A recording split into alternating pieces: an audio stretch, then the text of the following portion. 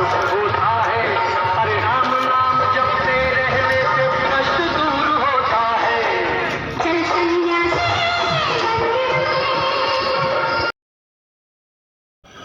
नमस्कार दोस्तों, शायद आपको आश्चर्य हो रहा होगा कि आज हम आपको किस जगह लेकर आए हैं, पर जैसा कि आप विजुअल्स के थ्रू देख पा रहे हैं, आपका अंदाज़ा एकदम सही है। ये हमारे प्रदेश की शान ग्वालियर व्यापार मेला है। और आज जब मैं ये वीडियो आपके लिए बना रहा हूँ, तो जैसा आप देख पा रहे हैं, मेला पूरे शबाब पर आ चुका है। पूरी तरह से रौनक यहाँ पर छा चुकी है। दोस्तों, आज हम इस रौनक भरे मेले के एक ऐसे वीरान और सुनसान पड़े कोने की तरफ लेकर जाएंगे, जो अपनी स्थापना के समय से ही लगातार मेले की रौनक को बढ़ाता रहा और उसकी आन बान और शान मेले की अपनी प्रतिष्ठा से कभी भी कम नहीं रहे।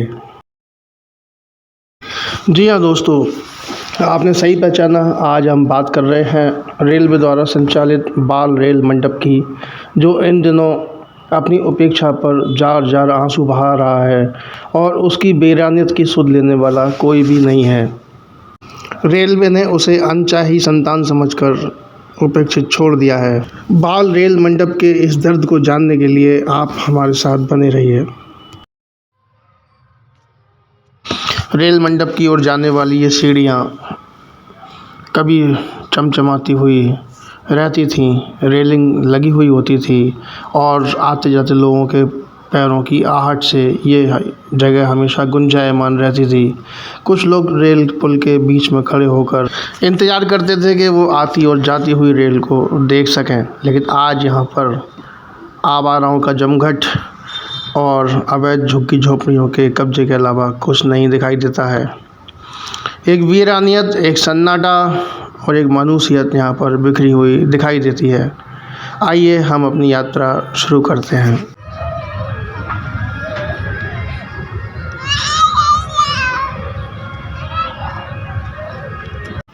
दोस्तों, जैसा आप देख पा रहे हैं, बाल रेल मंडप की बाउंड्री, जो कि पहले तारों से खींचकर रेखांकित की गई थी, पूरी तरह से नष्ट हो चुकी है। इस स्थान पर आसपास के रहवासियों ने अवैध कब्जे कर लिए हैं और रेल की पटरियों से भैंसें बांधी जाती हैं। पटरियों के बीच में आप देख रहे हैं कुछ गड्ढे जैसे दिखाई पड़ रहे हैं। इन गड्ढों में मेला निकल जाने के बाद दोबारा से भैंसें बांधी जाने लगेंगी। यहाँ पड़ा हुआ गोबर भी इस बात का सबूत है कि यहाँ पर काफ़ी सारी भैंसें बांधी जाती हैं।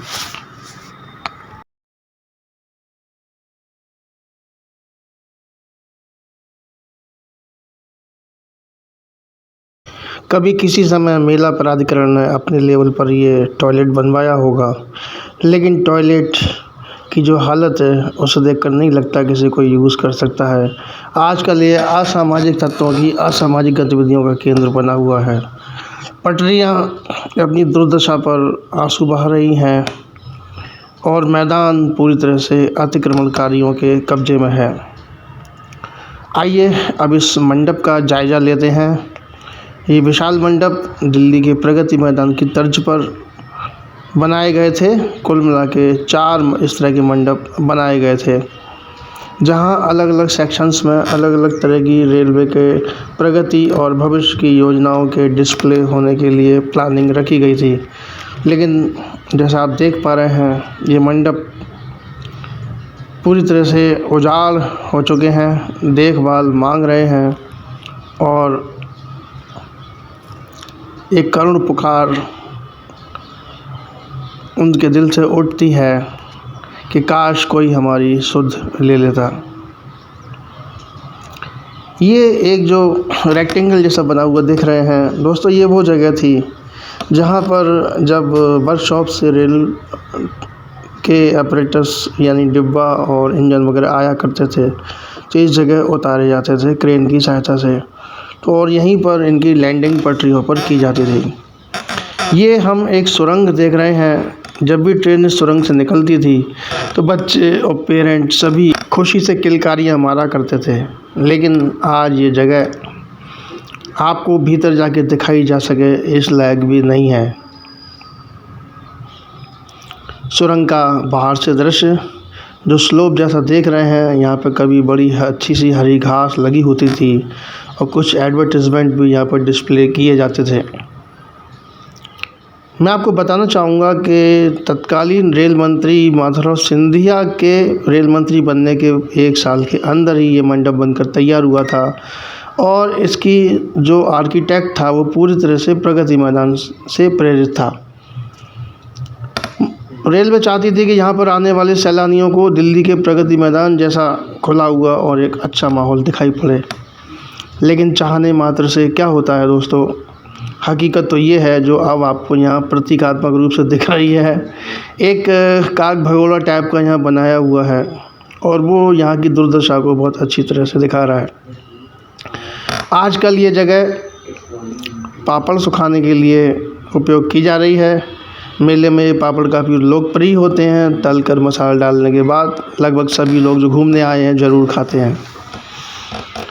ये एक जगह जो हमको दिखाई दे रही है, सबसे ज़्यादा चहल पहल इसी जगह हुआ करती थी, क्योंकि ये DRM साहब की पत्नी के निर्देशन में बनी महिला समिति की तरफ से यहाँ पर जलपान गृह एक विकसित किया गया था। काफ़ी सारे बैनर और रौनक यहाँ पर दिखाई पड़ती थी। कैटरिंग वालों का स्टाफ और सर्विस वालों का और ग्राहकों के बैठे हुए का दृश्य काफ़ी मनमोहक हुआ करता था। पर आज यहाँ पर आवारा तत्व अपनी सारा कचरा फेंक कर जाते हैं और अपनी सारी बदनीयत यहाँ पर पूरी करते हैं।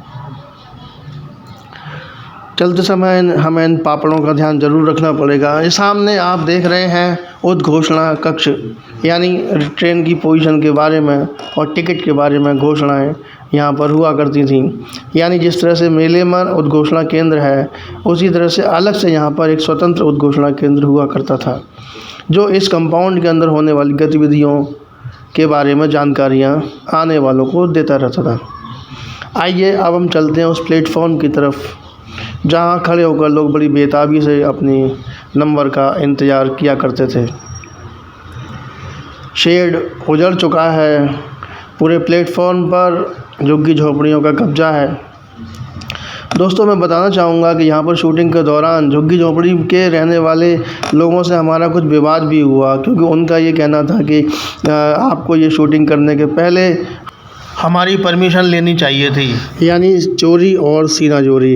एक तो खुद अवैध रूप से कब्जा करके मेले की जगह पर रह रहे हैं और ऊपर से हम उनसे इस बात की परमिशन लें कि रेलवे मंडप के बदहाली के लिए हमें यहाँ पर शूट करना है, कृपया आप हमें आज्ञा दे दीजिए।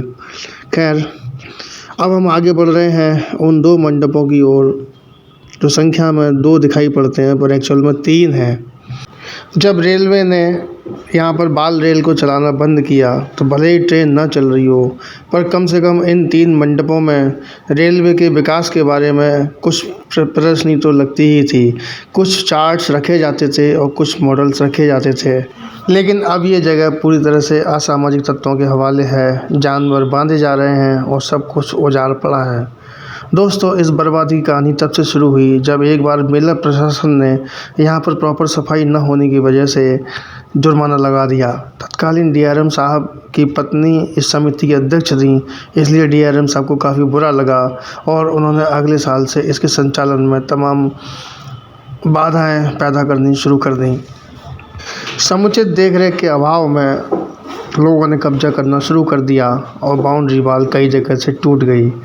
इसकी वजह से एक साल ऐसा हुआ कि एक छोटा बच्चा चलती हुई ट्रेन की चपेट में आकर घायल हो गया। उस समय मेला प्रशासन ने कहा कि आप अपनी खुद की बाउंड्री बना लीजिए और फिर रेल का संचालन आराम से कीजिए, लेकिन रेलवे इस बात पर अड़ गया कि बाउंड्री को मेला प्रशासन ही बना के देगा और उसके बाद की हालात तो आप खुद अपनी आंखों से देख ही रहे हैं। दोस्तों, पूरी तरह से वीरान हो चुके इस बाल रेल मंडप की सीढ़ियाँ उतरते हुए बाहर आते समय मेरे मन में यही प्रश्न बार बार कौंध रहा है कि क्या रेलवे इस उपेक्षित स्थल की सुध लेगा? क्या दोबारा यहाँ पर रौनकें लौटेंगी और क्या यहाँ पर दोबारा से गौरवमयी पल आ पाएंगे और मेला घूमने आने वाले बच्चों के लिए एक यादगार मनोरंजन का साधन यहाँ फिर से उपलब्ध हो पाएगा। वो समय आएगा ऐसी उम्मीद तो है, पर कब आएगा ये अभी किसी को पता नहीं है। मैं एक रेल प्रेमी होने के नाते यही दुआ करूँगा कि जल्द ही वो समय आए और वीरान पड़े इस स्थल की रौनक दोबारा वापस लौटे। दोस्तों, इस वीडियो के बारे में आपकी क्या राय है हमें ज़रूर बताइएगा। इसी तरह की और भी वीडियो लेकर मैं जल्दी ही आपकी सेवा में फिर उपस्थित होऊंगा। तब तक के लिए मुझे आज्ञा दीजिए। नमस्कार।